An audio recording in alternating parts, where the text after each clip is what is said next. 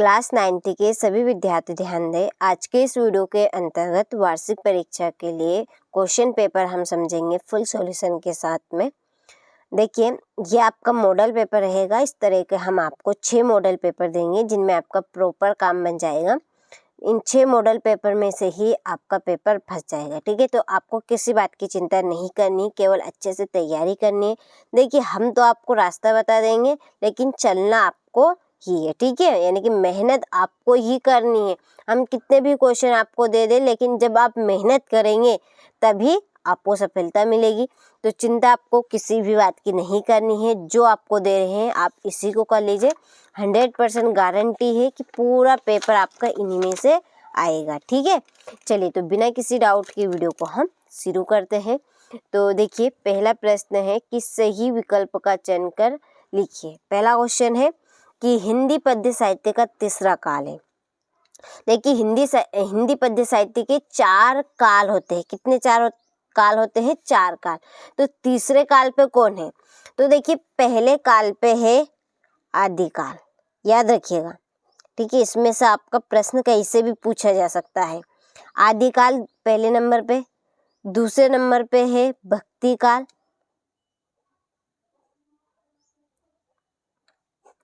तीसरे नंबर पे है रीतिकाल जो पूछा है। ठीक है, रीतिकाल। और चौथे नंबर पे है आधुनिक काल।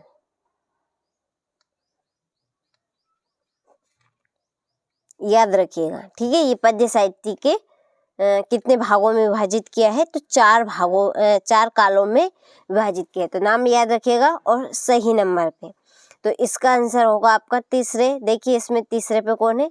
रीतिकाल। तो इसमें से बताइए इसका आंसर कौन सा रहेगा? 12 नंबर वाला। ठीक है, चलिए दूसरा है कबीरदास की भाषा है। तो कबीरदास की भाषा है संधु ककड़ी। कौन सी है? संधु ककड़ी। रस के अंग है। तो रस के 4 अंग होते हैं। कितने अंग? अंग का पूछा है यहाँ पर, तो 4 अंग होते हैं। कौन कौन से? याद रखिएगा। नंबर 1 विभाव, नंबर 2 अनुभाव, नंबर 3 संचारी भाव,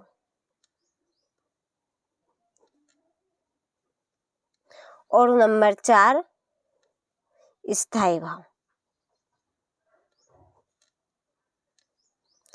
ठीक है, तो ये प्रश्न आपसे एक वाक्य में उत्तर में भी पूछा जा सकता है। ये प्रश्न, ठीक है, कि रस के 4 अंग बताइए, नाम लिखिए उनके। तो नाम याद रखिएगा। ठीक है, तो इसका आंसर है आपका 7 नंबर वाला। ठीक है, देखिए चौथा है झूरी ने दोनों बेलों को भेज दिया था। तो झूरी ने दोनों बेलों को भेज दिया। देखिए, दोनों बेलों के नाम क्या थे?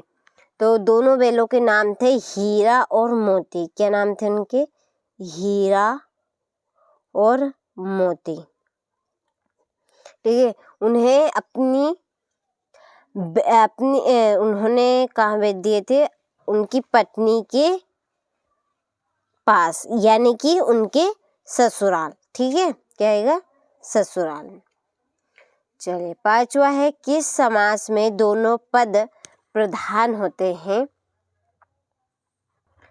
द्वंद्व समास में। कौन सा समास में? द्वंद्व समास में। ठीक है, और 6ठा है सन 1967 में पुनः नदी का पानी घुस गया था। तो कहाँ पे? अशोक नगर में। ठीक है, इसका आंसर रहेगा आपका अशोक नगर। चलिए, तो ये आपके इस तरह से सही विकल्प हुए। अच्छे से तैयारी करनी, सभी चीज़ें मैं आपको एक्सप्लेन करती चली जा रही हूँ ताकि आप सभी अच्छे से कंप्लीट कर सकें इनको। चलिए, दूसरे प्रश्न में है रिक्त स्थानों की पूर्ति उचित विकल्प का चयन कर लिखिए। पहला क्वेश्चन, खुलेगी साकल बंद खालिस्तान की। तो इसमें आपका भराएगा द्वार। क्या आएगा इसमें? द्वार। ठीक है, दूसरा है मात्रिक छंद में खालिस्तान की गणना होती है। तो मात्रिक छंद में, इसके नाम में इसका आंसर छिपा है, मात्रिक छंद। तो इसमें मात्राओं की गणना की जाएगी। किसकी? मात्राओं की। और वर्णिक छंद में वर्णों की, यानी कि शब्दों की गणना की जाएगी। उपमेय में उपमान का आरोप खालिस्तान अलंकार में होता है, तो कौन से? रूपक में। ठीक है, इसमें आएगा आपका रूपक। चौथा, तिब्बती लोग टोंडीदार बर्तन को खालिस्तान कहते हैं, तो तिंडी,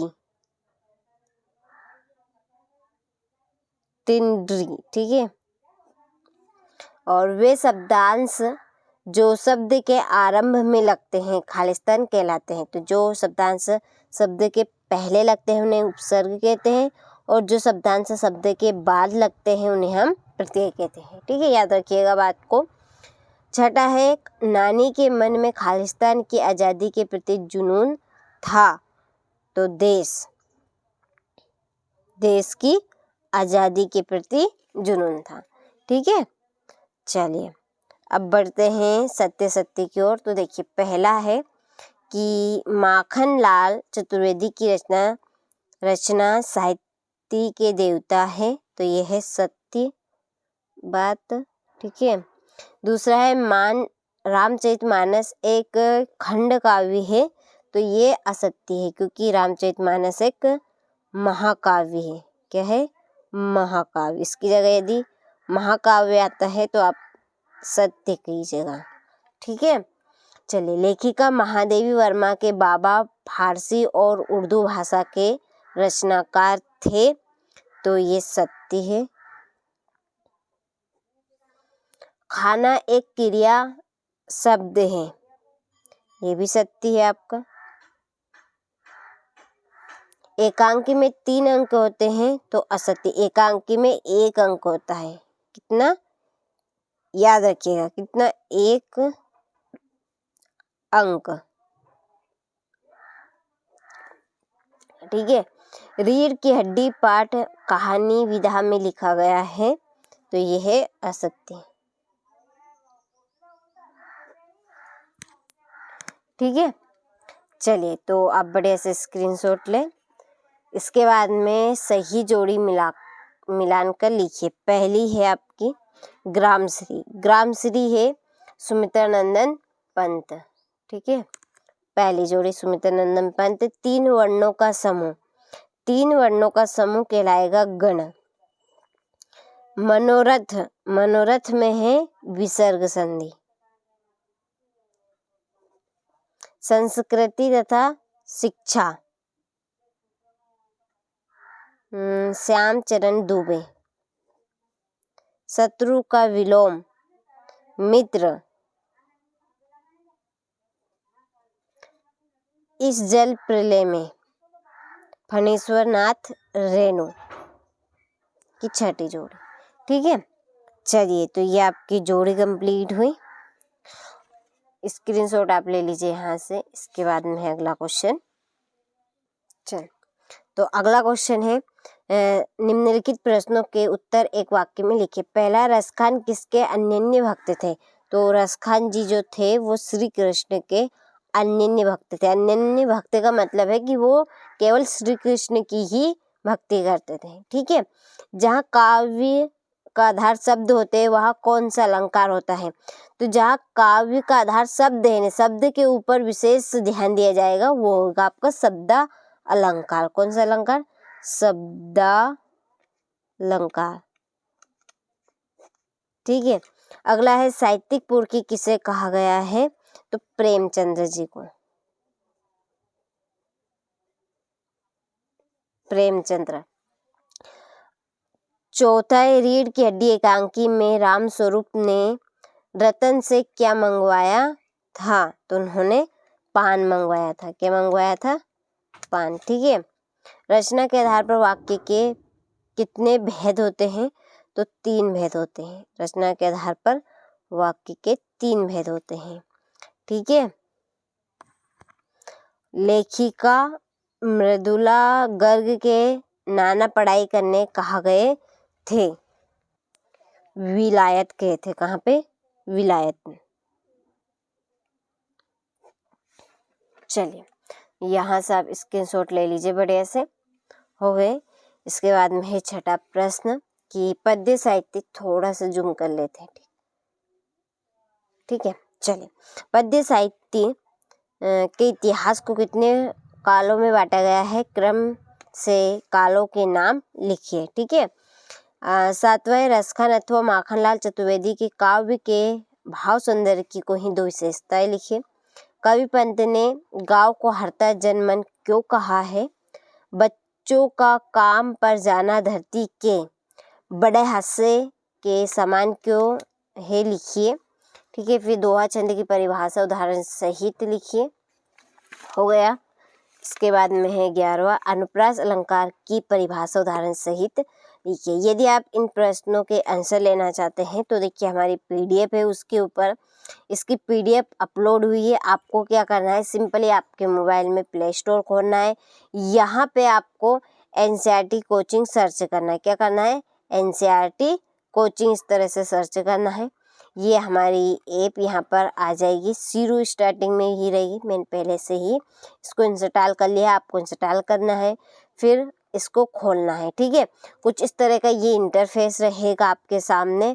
तो इसके आगे की जो प्रोग्रेस है उसके लिए हमने एक सेपरेट वीडियो बना दिया है, उसकी लिंक आपको इस वीडियो की डिस्क्रिप्शन में मिल जाएगी। वहाँ से पहले आप वीडियो को देखिए, फिर रजिस्टर कर लीजिए। किस तरह से रजिस्टर करना है देखिए, पूरा प्रॉपर चीज़, जो प्योर चीज़ें आप चाहते हैं कि हमें एकदम प्योर चाहिए, तो ये तो आप भी जानते हैं कि यूट्यूब पर देना संभव नहीं है। ठीक है। यूट्यूब पर देना संभव नहीं है, इसीलिए आपको एप्लीकेशन पर जाना होगा। उसके लिए केवल नाम मात्र शुल्क रहेगा 200 से 300 के बीच में, ये ज़्यादा पैसे नहीं है। ठीक है। 200 से 300 पैसे, कुछ पैसे जो हमारी वेबसाइट, वो जो वेबसाइट है, ठीक है, उसके ऊपर कट जाते हैं 80 रुपये मात्र। जीएसटी जो होती है वो लग जाती है। इसके बाद में जो ऑनलाइन वाला होता है वो ले लेता। देखिए हमारे पास केवल नाम मात्र बचते हैं 100 रुपये, और जो हमारी टीम है उसको भी देना है। तो हम केवल मात्र आपको अच्छे से अच्छी पढ़ाई दे सके, अच्छे से अच्छे आपको स्कोर करवा सके, इसी बीच हमने एक एप्लीकेशन का जरिया ढूंढा है। उसके ऊपर एकदम प्योर सेपरेट चीज़ें आपको मिलेगी। ठीक है। आपको लगता है कि ये फालतू है तो कोई बात नहीं, और आप कंफर्म कर लीजिएगा। ठीक है, कि क्वेश्चन कैसे है कैसे नहीं है अपने आसपास से, लेकिन वही क्वेश्चन आपको देंगे जो प्रॉपर आपसे परीक्षा में पूछे जाएंगे। ठीक है। तो उसके लिए आपको एकदम एप्लीकेशन को इंस्टॉल करना है, फिर आगे की प्रोग्रेस करना है। केवल नाम मात्र शुल्क रहेगा 200 से 300। ठीक है। ये ज़्यादा पैसे नहीं हैं, और आपको लगते हैं ज़्यादा पैसे तो फिर तो हद है बात। ठीक है। क्योंकि हम भी मेहनत कर रहे हैं, थोड़ा सा जो हमारी टीम है उनको भी थोड़ा देना पड़ता है सने। और मैंने आपको चीज़ें बता भी दी है यहाँ पे कि जीएसटी लग जाती है, इसके बाद में वेबसाइट पे लग जाते हैं, और ऑनलाइन वाले पे लग जाते हैं। तो केवल नाम मात्र पैसे हमारे पास बचते हैं 100-150 रुपये बस केवल। ठीक है। चलिए, इसके बाद में ये आपका 22वां क्वेश्चन, अपने प्राचार्य के स्थानांतरण प्रमाण पत्र प्राप्त करने हेतु तो आवेदन पत्र। और 23वां क्वेश्चन है, इसमें है आपका निबंध। ठीक है। तो आपने सारे प्रश्नों का अच्छे से स्क्रीनशॉट ले लिया होगा, अच्छे से कंप्लीट करना है ताकि आप सभी अच्छे से अच्छे नंबर स्कोर कर सके। ठीक है।